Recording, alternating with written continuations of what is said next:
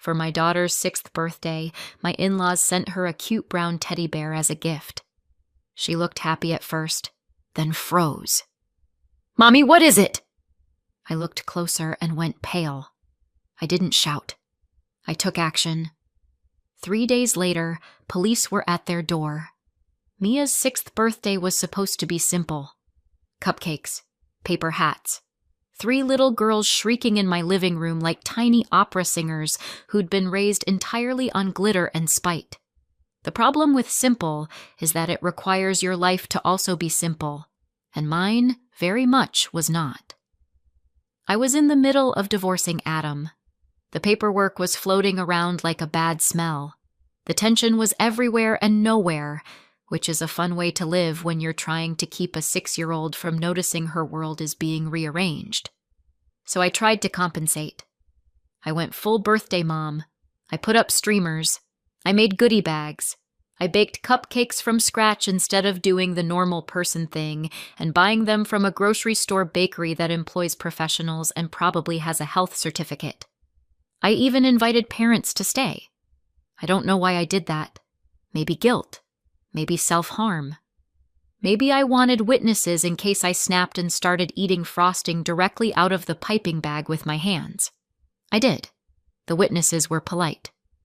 There were 3 friends, Mia's best friends, which changes weekly, but today it was these 3. Their parents hovered with that awkward energy of people trying to be supportive without admitting they've already asked their spouse. "So, are Michelle and Adam, you know?" I smiled too much. I laughed too fast. I used the voice you use when you're hosting a baby shower for someone you hate. Everything was fine. Mia was fine. And then the mail came. It was a neat pink box with a bow that looked like it had been measured and tied by a person who irons bed sheets. Janet and Frank. My in-laws. The type of people who believe presentation is character. There was a note taped to the top. "For Mia, open today." Because of course, Janet and Frank weren't coming to this party.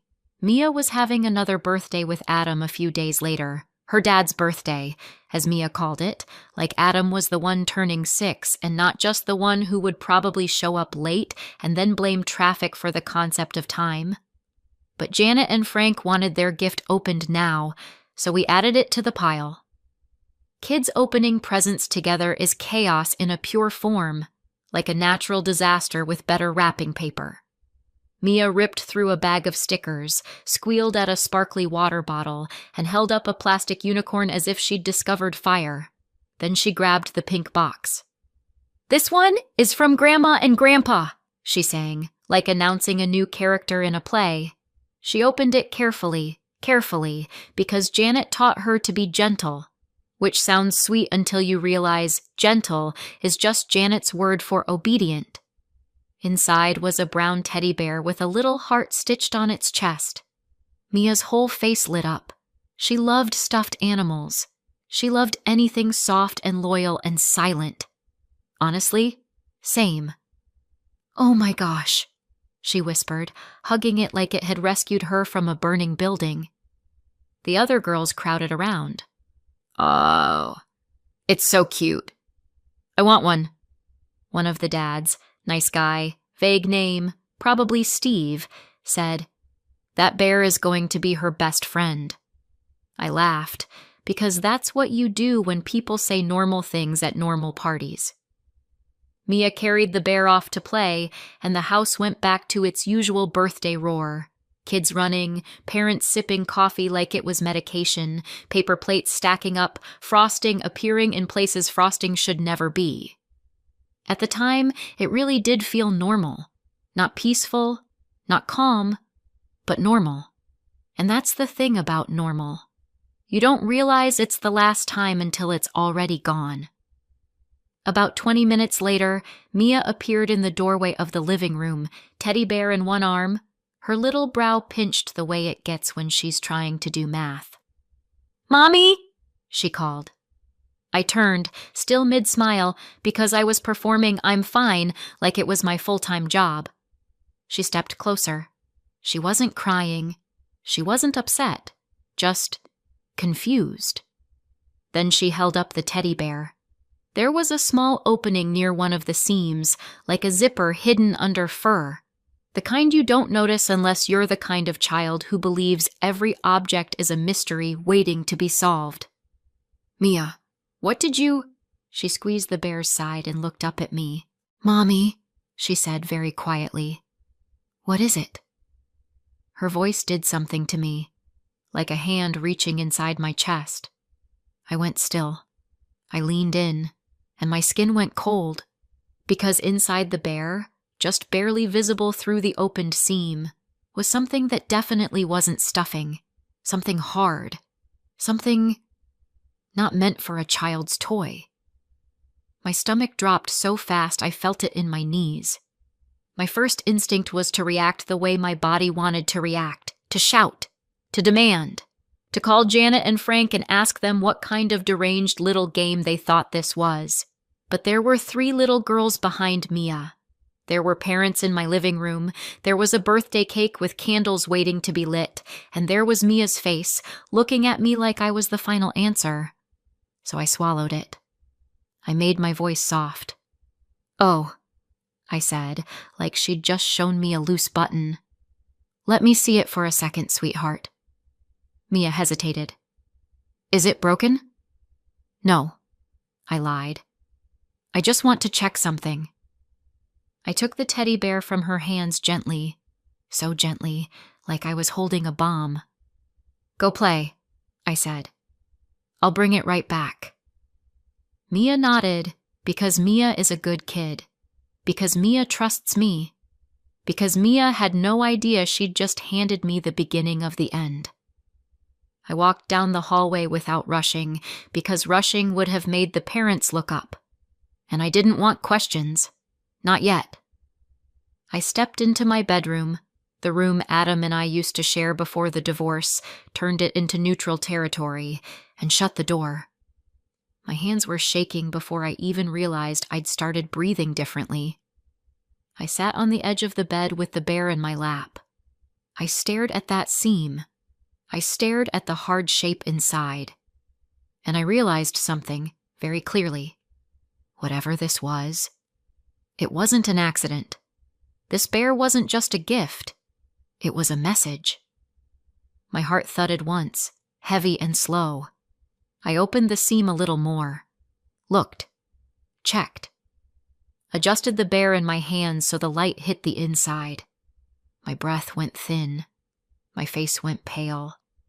And I felt something in me, something tired and old, finally get angry. Outside my bedroom door, I could hear the party, laughter, running feet, someone yelling about juice.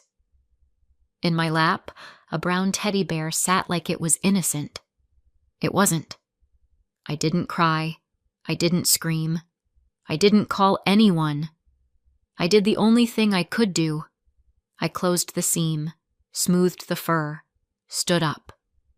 I put the bear somewhere safe in my room, somewhere Mia couldn't reach, somewhere it couldn't accidentally end up back in her arms.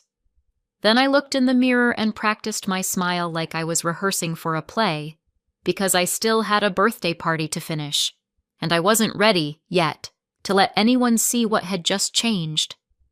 I walked back out to the living room, served cake, sang happy birthday, clapped at the right moments, and all the while, in the back of my mind, one thought kept repeating like a warning bell. That teddy bear had already done its job, and I hadn't even figured out what it was. When the last guest left, I stood in my kitchen staring at a stack of paper plates. Mia was upstairs brushing her teeth, humming to herself. She'd had a great day. I should have been relieved. Instead, I felt like I'd run a marathon while carrying a secret in my mouth like broken glass, because I knew what was waiting in my room, and I knew who had sent it. Janet and Frank didn't become my in-laws by accident. They came with Adam like a warranty you don't read until it's too late. When I first met Adam, he was charming, funny, easy, the kind of man who could talk his way out of a speeding ticket and then convince you it was the officer's fault for standing there. He wasn't cruel, He wasn't loud. He wasn't the kind of husband you warn your friends about immediately. He was slippery. Money would disappear. Not in a dramatic way. Not in a, we're going to lose the house tomorrow way. Just enough to make you double-check the account. $100 here, $200 there. He always had an explanation. Oh, I forgot to tell you. I paid the car insurance. Oh, I grabbed groceries. Oh, I had to cover something at work. And for a while, I believed him, because that's what you do when you love someone. You make their stories fit. Janet and Frank were always around, close enough that dropping by felt like a hobby. Sunday dinners, random Tuesday visits, phone calls that started with just checking in and ended with, we're worried about how you're managing things. They were obsessed with money in that old-fashioned way, like money was morality. They'd ask questions that sounded casual but landed like inspections. So how much are you putting away each month? Are you still using that bank, or did you finally switch? What's in your name versus Adam's?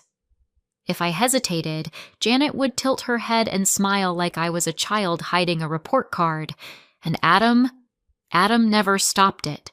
If anything, he'd nod along, laugh, shrug. Mom's just like that, he'd say. She means well. Sometimes he'd add, maybe they have a point, which is a special kind of betrayal. The quiet kind. The kind where you're standing in your own marriage and still somehow outnumbered. Then Mia was born, and the money got worse.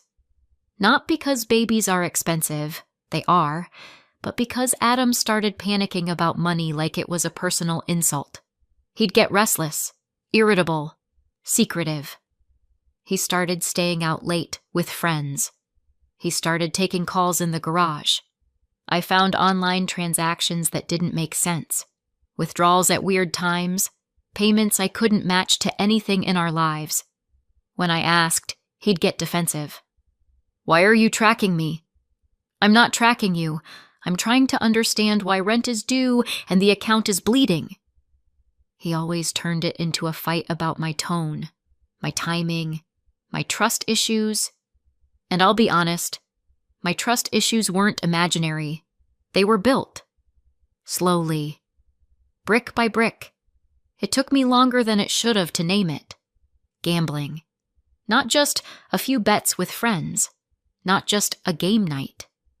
Gambling in the way that makes money vanish and leaves behind nothing but excuses and adrenaline and debt. When I confronted him, he swore it wasn't that bad. He swore it wasn't often. He swore he had it under control. Janet and Frank's response was, not what you'd hope. They didn't say, Adam, stop. They didn't say, Adam, get help. They said things like, Michelle, you need to be more supportive. They said, money stress makes men do things. They said, maybe if you didn't make him feel judged. It was always my fault somehow, and Adam, again, did nothing. He let them. He let them talk over me like I was furniture. He'd stand there and act tired and say, can we not do this right now? As if the problem was the conversation, not the gambling. I tried, for longer than I'm proud of. I tried budgets. I tried joint counseling. I tried giving him more freedom, which is hilarious in hindsight because what he wanted was freedom from consequences. I tried to be calm and rational and supportive, but I also had a daughter. And at some point, you realize you're not raising one child. You're raising two, and one of them has a driver's license. The final turning point came after my father died. He wasn't young, but losing him still felt like someone pulled a chair out from under my life. He left me some money, not a fortune, not quit your job and buy a vineyard money, but he also left something else, a trust set aside for Mia, about $150,000. My father didn't restrict it down to the last penny. He trusted my judgment. It could be used for Mia if needed. That was the point. But I didn't want to touch it. I wanted to protect it like it was oxygen. College, a first apartment, a future where she didn't have to start adulthood already behind. Adam found out, and the tone of our marriage changed overnight. At first, it was just a suggestion. We could borrow a little. We could pay off some things. It's for Mia anyway. If we use it on expenses now, that's still for her. He started pitching it like a loophole. Then the requests got sharper. He claimed he had a business opportunity, a debt that needed paying, an urgent situation that would blow up if we didn't act. I later learned those urgent situations were gambling debts and losses he couldn't admit out loud. When I refused, he got angry. When I refused again, Janet and Frank got involved. They cornered me at dinner. Janet smiled and said, "A good mother uses every resource for her child." Frank grunted and said, "What's the point of money if you won't use it?" Adam sat there like a spectator at his own life. That's when I knew. This wasn't just about money. It was about control, and they wanted mine. I filed for divorce. I didn't want to. Not really. I didn't grow up dreaming of joint custody schedules and split holidays. My own parents divorced when I was Mia's age. I remember the confusion, the 2 birthdays, the feeling of being passed back and forth like luggage. I swore I wouldn't do that to my child, but I also swore I wouldn't let my child grow up watching her mother be drained, financially, emotionally, by a man who wouldn't stop and parents who would never let him face himself. So I did it. And then, because I'm apparently allergic to making things easy for myself, I tried to be generous. I offered 50-50 custody. I offered to split assets cleanly. I even offered to keep things peaceful around the inheritance I'd received while we were married, because it wasn't worth a legal war. Legal fees can eat a life whole. Adam acted like he agreed. We were almost settled, Angela Park said. My lawyer, calm and sharp, the kind of woman who could stare down a hurricane. Adam hadn't signed yet, but he played cooperative. And I believed him, because I wanted to believe him. Because Mia deserved adults who could act like adults. So when Janet and Frank mailed that bear and insisted it be opened early, part of me thought it was just them being them. A power move, a performance, a way of making sure their presence hovered over my house even when they weren't in it. I didn't yet understand how far they were willing to go, but I did understand one thing. Standing in my bedroom earlier that day, I'd offered them peace, and they'd answered with something hidden inside a teddy bear, which meant the amicable part had never been real. It had just been the mask. And now, I couldn't stop wondering, if I was already giving Adam half, what else did he want? By the time Mia was in bed that night, I felt like my face hurt from pretending. She was still glowing from the party, sticky hair, cupcake frosting in places I didn't want to identify, the soft exhaustion of a child who'd been celebrated properly. "Best birthday ever," she mumbled into her pillow. My throat tightened. "Mine too," I lied, because mothers lie for love all the time. I tucked her in, kissed her forehead, and stood in the doorway for a second longer than usual. Mia didn't know. Not really. She knew something had been weird about the bear. She knew I'd taken it away, but she didn't know the storm. She didn't know the shape of what was coming, and that was the most painful part. Now the house was quiet, and the quiet was loud. I went back to my bedroom and took the teddy bear down from where I'd hidden it. It sat in my hands like an accusation. I opened the seam Mia had found. Wider this time. Inside was a small device. Hard plastic, wiring, something metallic. Not stuffing. Not a squeaker. I didn't understand it at first. Not completely. I'm not stupid, but I'm also not the type of person who casually identifies electronics hidden in plush animals. I did what any modern woman does when faced with a nightmare wrapped in fur. I took pictures, close-ups, angles, the tiny printed numbers on the plastic casing. Then I Googled. The search results didn't feel real at first. They felt like something that belonged to someone else's life.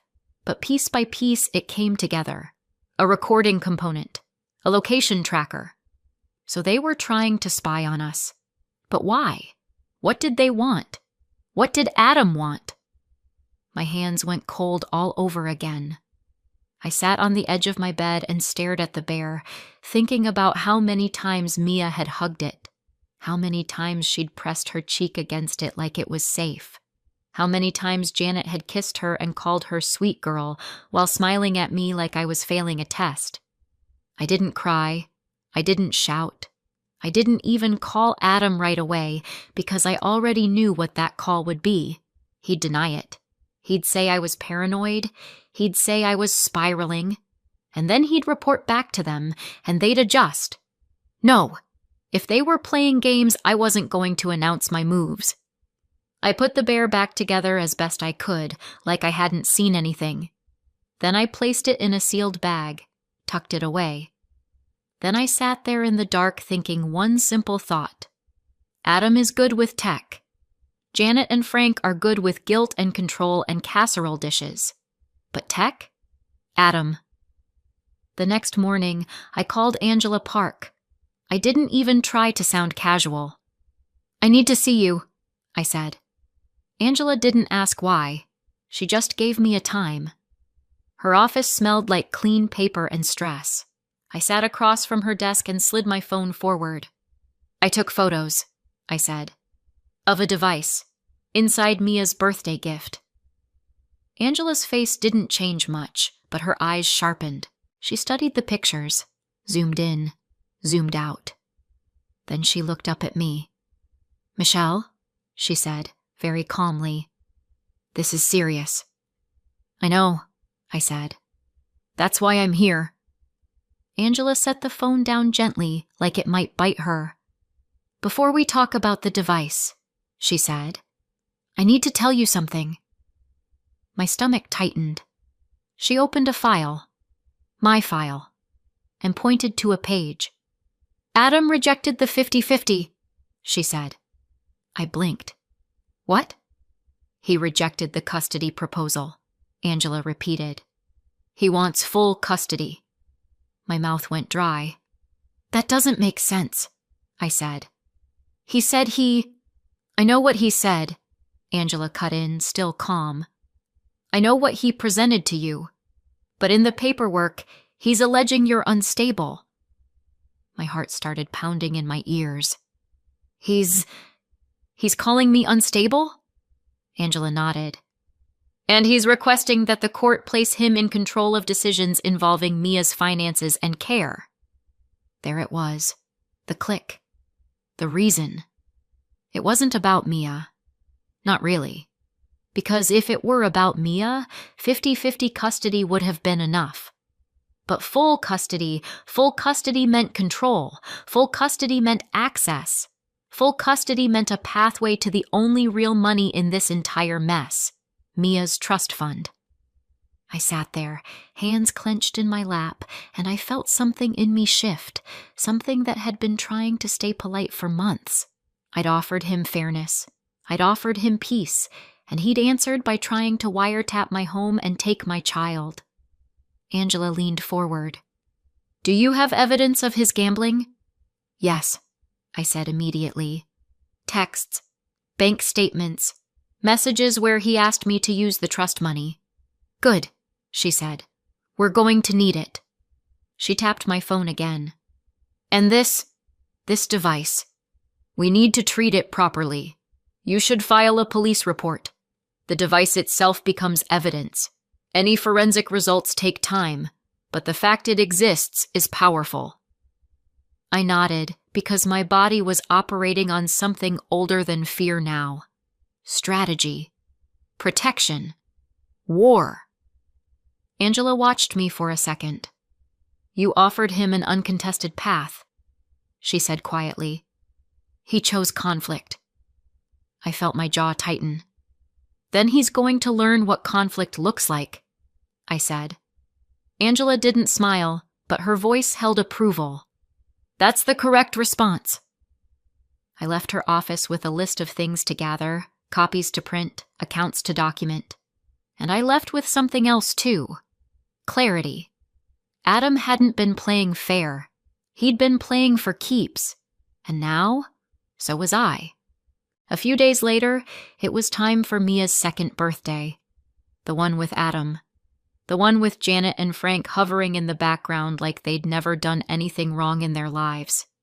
I didn't want to let Mia go. Every protective cell in my body screamed not to. But I also knew how this would look if I stopped it without proof. If I suddenly became difficult. If I became the story they wanted. So I did what mothers do. I planned. That morning, I put a watch on Mia's wrist. It looked like a normal kid's watch. Bright, simple, the kind you'd buy because children can't tell time but love accessories. I crouched in front of her and kept my voice light.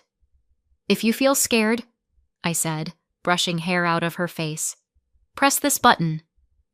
Mia looked down. "Why?" "Just in case," I said. "Sometimes grown-ups get mixed up. If you can't find Daddy or you need me, you press it. Okay?" Mia nodded. "Okay." I kissed her forehead and smiled.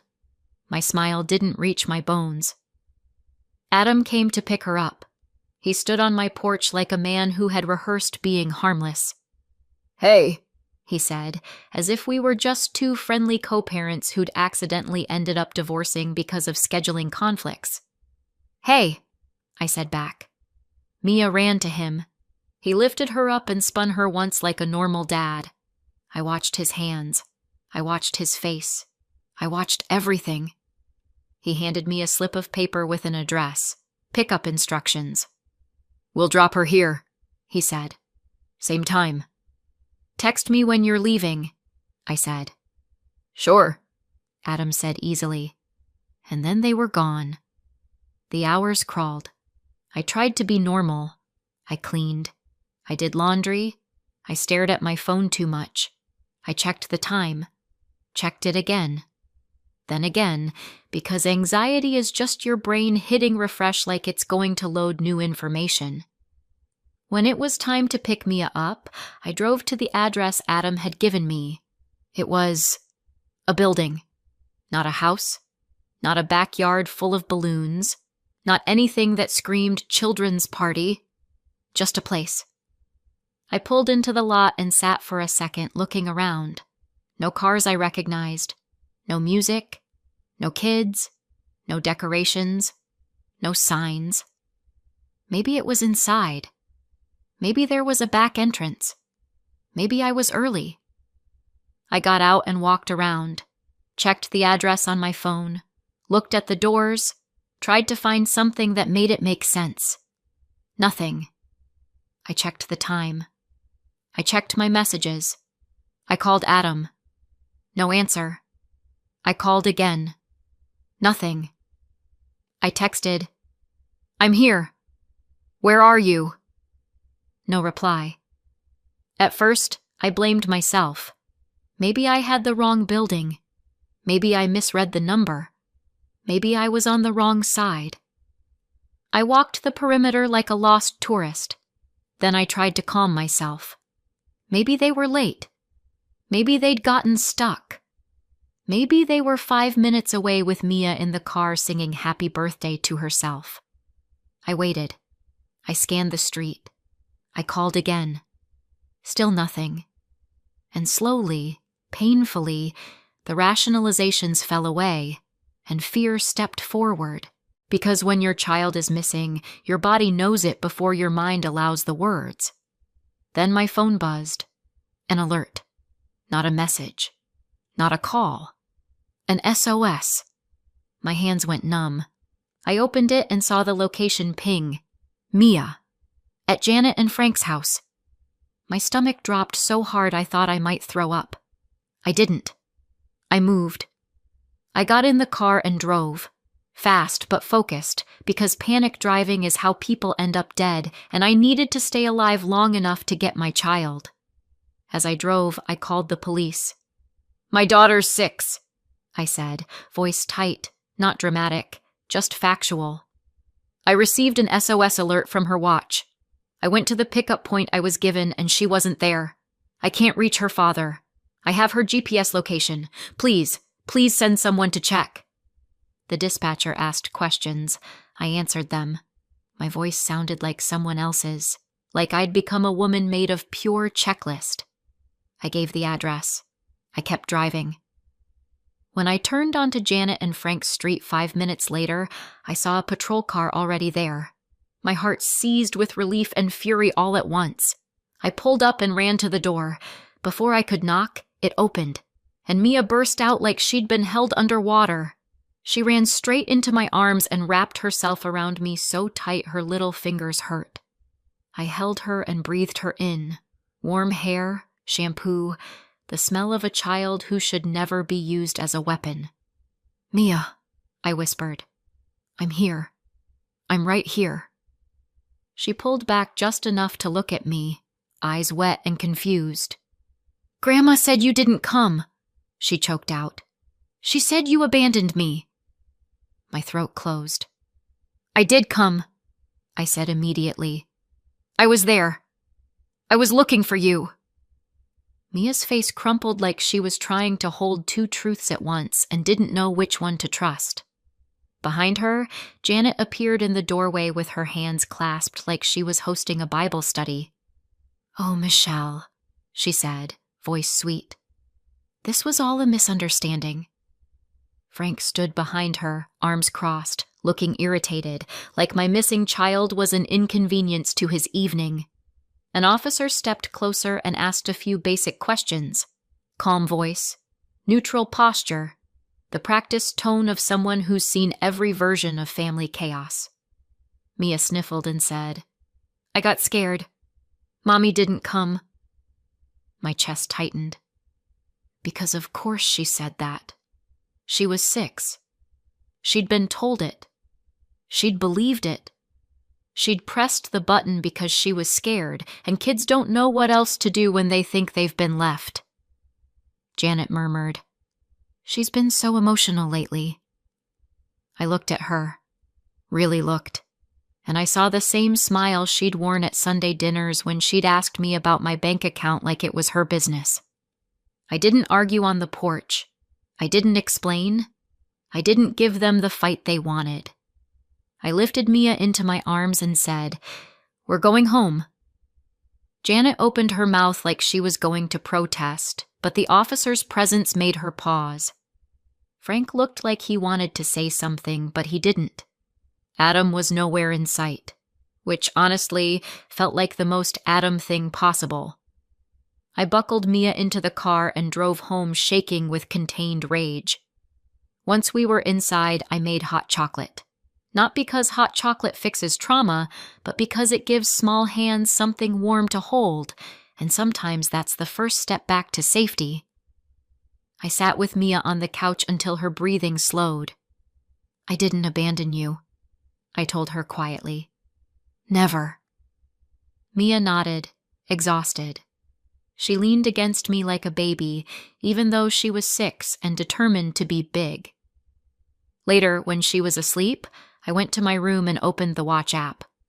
I wasn't expecting much. A timestamp, a location log. But when I clicked the SOS event, there was an audio file attached. My fingers hovered over it for 1 second. Then I pressed play. At first it was muffled, fabric, movement, a child's breathing. Then Janet's voice slid in, clear enough to make my skin crawl. "You see?" she was saying. "Your mommy didn't come." Mia's small voice. "She said she would." Janet again, softer now, like poison in honey. "Sometimes mommies say things and don't mean them. You need to remember that." Frank's voice rumbled in the background. "Stop crying. Big girls don't cry." Mia's sob caught in her throat, and my stomach turned. Then Janet's voice again, and this time it wasn't comfort. It was instruction. "If anyone asks," she said, "you tell them your mommy forgets things. You tell them she gets upset.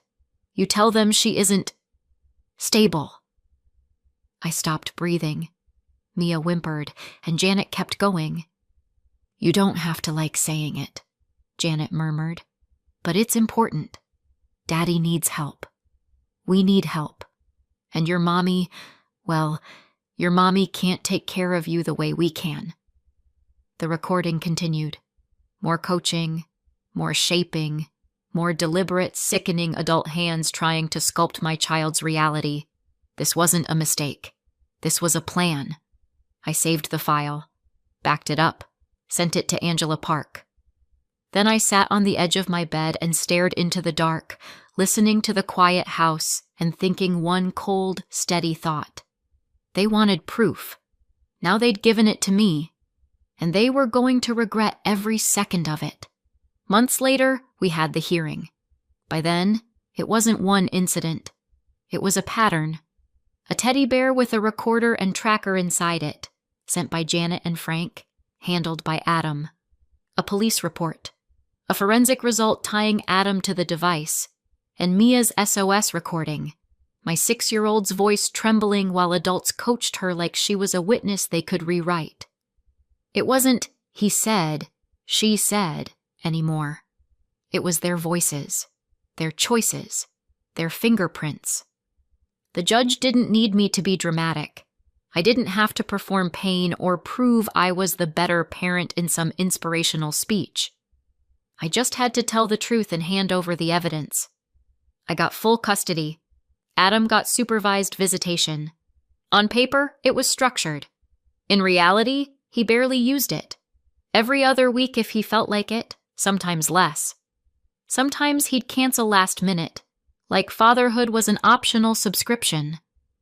Janet and Frank disappeared from our lives completely. Mia didn't ask about them anymore. Not after that day. Not after the lies. Not after the feeling of being turned into a pawn and realizing it. Kids don't always have the words for betrayal. They just stop reaching for the people who did it. And financially, I could finally breathe. My salary stayed in my household. No more money vanishing. No more emergencies that always required my sacrifice. Mia's trust fund stayed untouched and invested. $150,000 sitting exactly where it belonged. In her future, not in someone else's appetite. Sometimes, late at night, I think about how close I came to playing nice right into a trap. And then I look at my daughter, safe, sleeping, steady, and I know I didn't go too far. I went exactly far enough. So what do you think? Did I go too far or not far enough? Let me know in the comments, and don't forget to subscribe for more.